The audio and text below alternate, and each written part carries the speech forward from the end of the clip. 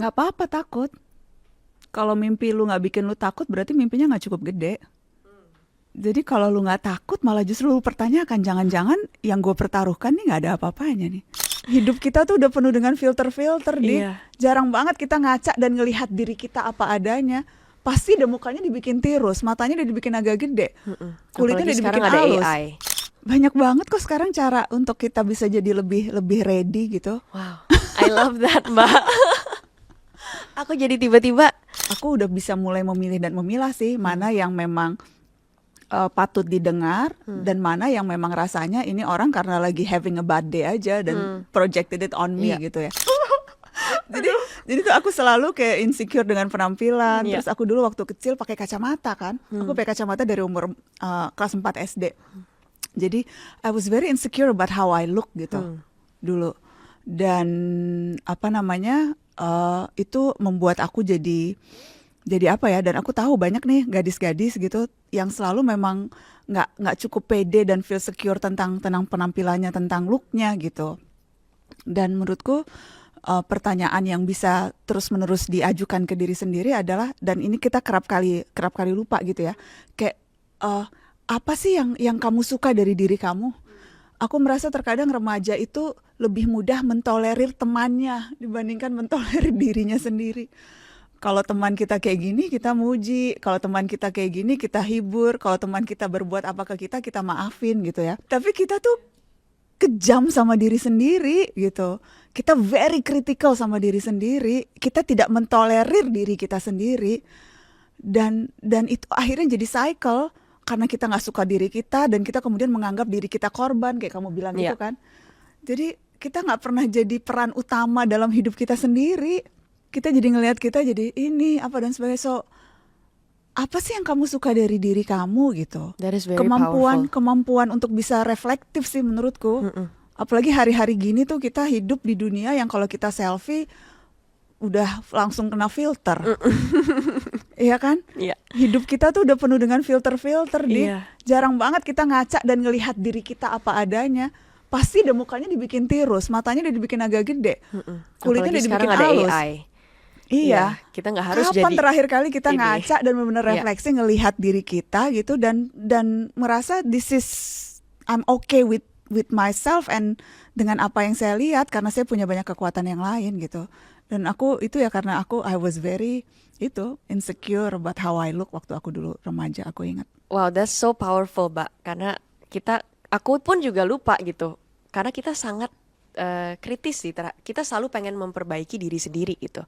Dan memperbaiki diri sendiri itu ada batasnya ya. Memperbaiki secara apa dulu nih, ya kan? Memperbaiki secara mata kuliah. Maksudnya kita harus lebih belajar lagi, oke, gitu kan. Memperbaiki untuk bisa mengejar mimpi kita lebih baik lagi, oke. Tapi kalau memperbaiki mata kita, mulut kita, how we look, or am I too big, ya kan, is my arm kayak too big for you gitu, itu tuh hal-hal yang kadang kita suka lupa sih batasnya, gitu. Dan mungkin karena dunia era sekarang juga ya, aku tuh merasa, mungkin Mbak Nana punya opini juga di sini, tapi aku merasa sekarang setiap kali kita post sesuatu, jarang sekali kita nggak dapet hate gitu. Siapapun pasti ada aja yang komentar, gitu. Walaupun hal yang super simple seperti misalnya aku baru nonton di TikTok ada ibu-ibu gitu, dia masak gitu. Itu pun juga dikomenin gitu. Padahal dia nggak ngapa-ngapain, kok gendut banget gitu.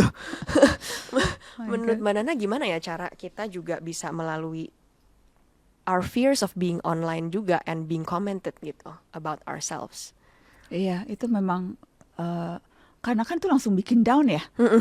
Dan kan nggak tahu kenapa orang kan jauh lebih pedas di medsos gitu ya. Maksudnya aku selalu bilang tuh karena seharusnya kan bagaimana kita berperilaku di dunia maya tuh sama dengan di dunia nyata. Di dunia nyata kita nggak kenal orang lagi jalan di mall tiba-tiba barang lu KW ya, kan nggak mungkin nggak kenal nggak apa nih ketemu orang tiba-tiba bilang alis lu miring ya gitu. Iya kan? Kalau lu nggak mungkin kayak gitu di dunia nyata, harusnya prinsip yang sama lu bawa di dunia maya. Ini kan nggak kenal nggak apa, tiba-tiba komen kulit lu kusam banget gitu. Jadi standarnya beda gitu, standar orang berperilaku di dunia nyata dan di dunia maya. Dan memang itu menurutku memang itu bisa sangat kena sih gitu. Aku kan aku pekerjaan tuh kan memang pekerjaan yang butuh untuk tampil di publik gitu ya. Jadi memang dan di awal-awal sih awal-awal ketika pertama orang Social tahu media. apa sosial media gitu ya, I would take it personally gitu. Apalagi kan semua orang bisa komentar tentang apapun gitu.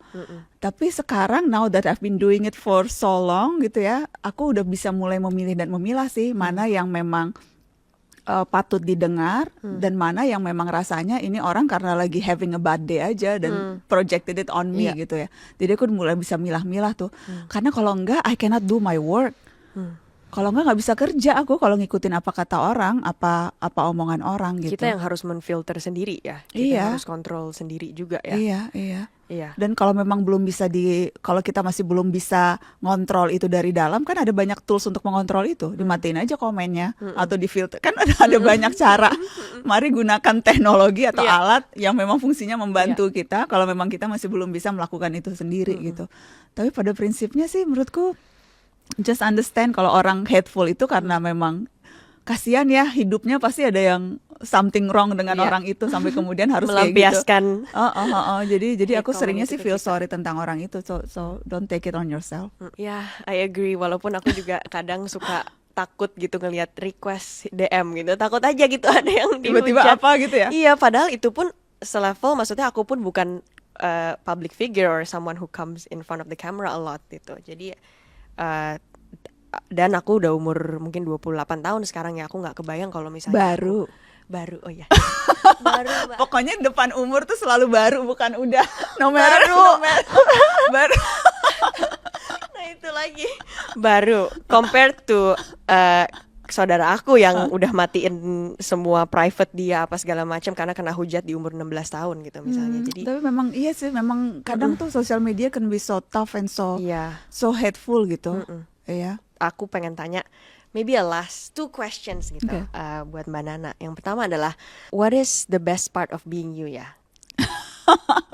Karena mungkin banyak kayak termasuk aku gitu. Aku tuh selalu melihat Mbak Nana tuh sosok yang inspiratif banget. Tapi aku juga pengen tahu menurut Mbak Nana sendiri what is the best part of being you right now? Alhamdulillah sih, tapi the best partnya adalah I get to meet so many people sih.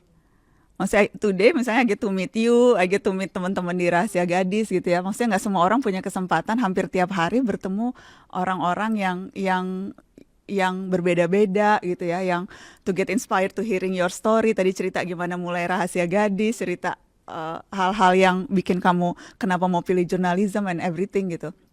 Jadi kesempatan untuk bisa ketemu beragam orang dalam situasi yang biasa ataupun nggak biasa itu tuh sekali lagi itu juga privilege sih.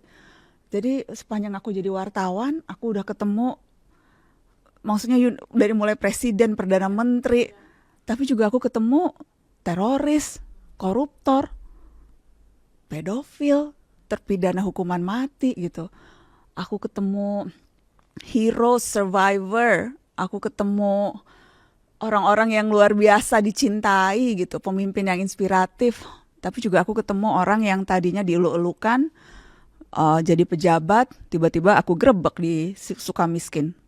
Selnya palsu pula. Maksudku profesi ini tuh memungkinkan aku berada dalam situasi yang gak biasa, ketemu orang-orang yang luar biasa gitu. Dan itu that's the best part of being a journalist I guess. Bisa berada dalam situasi-situasi yang mungkin gak semua orang. Getting exposed to a lot of different situation yang kita nggak tahu akan gimana cara nanti membantu Mbak Nana ke depannya gitu kan. Iya. Kalau ada suatu hal lagi. Dari semua itu Mbak, experience itu the best part of being you. Dari experience Mbak Nana sendiri, apa pesan yang Mbak Nana akan sampaikan ke gadis-gadis yang sekarang lagi takut untuk masuk ke dunia kerja atau takut untuk meraih mimpi mereka, takut untuk memilih jurusan apa kuliahnya atau takut untuk menikah gitu. Ada nggak satu pesan untuk mereka Mbak? Nggak apa-apa takut. Kalau mimpi lu nggak bikin lu takut berarti mimpinya nggak cukup gede. Jadi kalau lu nggak takut malah justru lu pertanyakan, jangan-jangan yang gue pertaruhkan nih nggak ada apa-apanya nih. kalau mimpi kamu nggak bikin kamu gelisah, nggak bikin kamu mempertanyakan, nggak bikin kamu deg-degan, itu artinya mimpinya nggak cukup gede. Dan sayang, kalau mimpi aku selalu bilang mimpi jangan nanggung. Mimpi itu harus yang bikin kamu gemeter. Itu yang harus kamu cari. Wow. Dream bigger. Big, iya. Iya. Kita tuh terlalu sering berharap pada capaian jangka pendek dan lupa bahwa sebetulnya kita bisa mencapai hal-hal tuh jangka panjang. Jadi kalau aku tuh kalau bikin sesuatu tuh targetku segini. Kemudian ada steps along the way gitu. Jadi kalau aku gagal di sini atau belum berhasil di sini, aku akan nyoba lewat jalan sini. Karena aku gagalnya yang aku cari di sini loh. Gagal di sini, turun sedikit lagi, naik lagi nyampe sini. Jadi aku nggak pernah gagal karena mimpiku ini tuh mimpi yang sangat besar kok. Along the way-nya itu tuh yang aku raih gitu. Jadi harus di sini mimpinya, manjatnya di sana. Itu the process of manjat itu yang seru, yang dinikmatin. Jadi kalau Jangan takut justru ditakutin. malah bagus. Seneng tahu, seru. Iya, jadi rasa Embrace takut it. tuh harus Iya, itu pertanda bahwa kamu di-celebrate. you want something big, kamu mau sesuatu yang besar. Jangan kalau nggak bikin takut mah, it's so easy kalau nggak bikin takut. Ya nggak sih? Tapi satu, be brave, but don't be stupid. Be brave girls, but don't be stupid. Jadi mari persiapkan amunisi.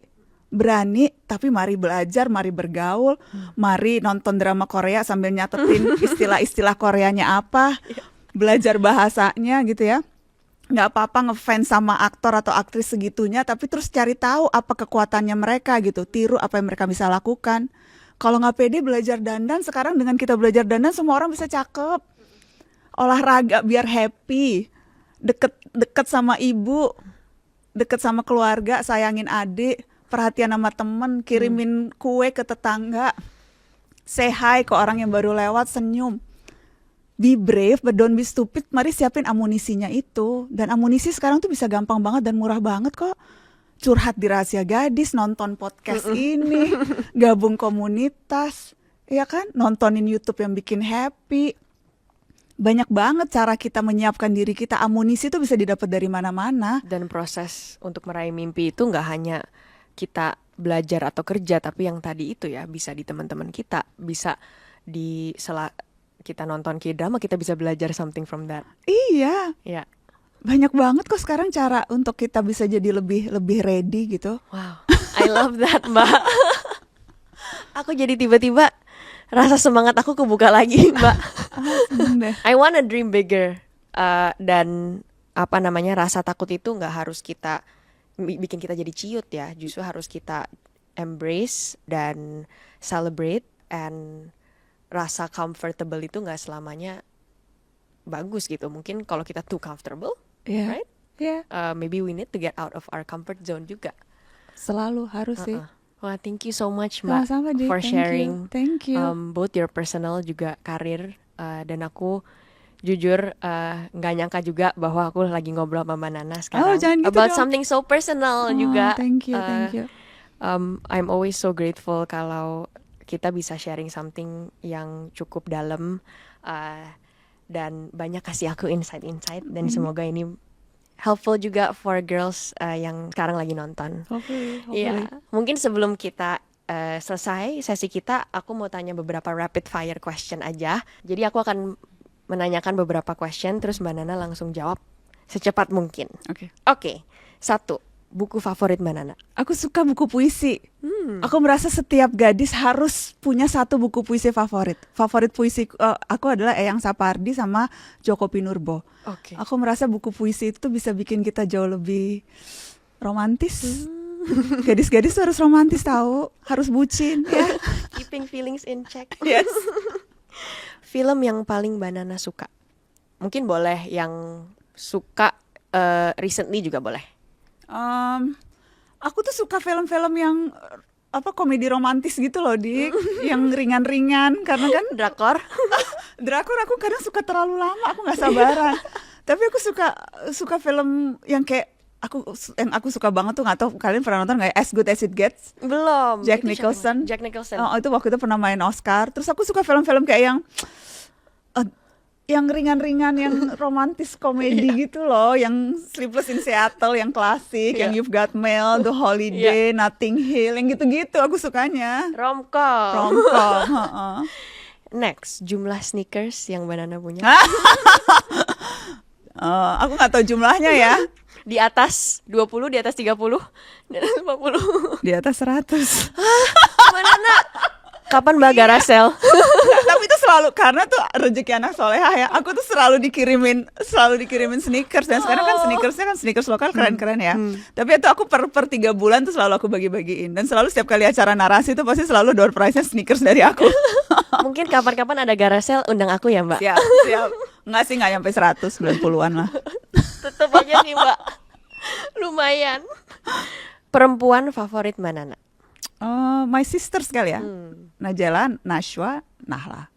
And my mom, I have to mention my mom. Of Tapi course. Of course. Mama. Tempat paling indah yang pernah Mbak Nana datengin? Aku baru dari Labuan Bajo kemarin itu. Bagus Pertama banget kali aku ke Labuan Labuan Bajo.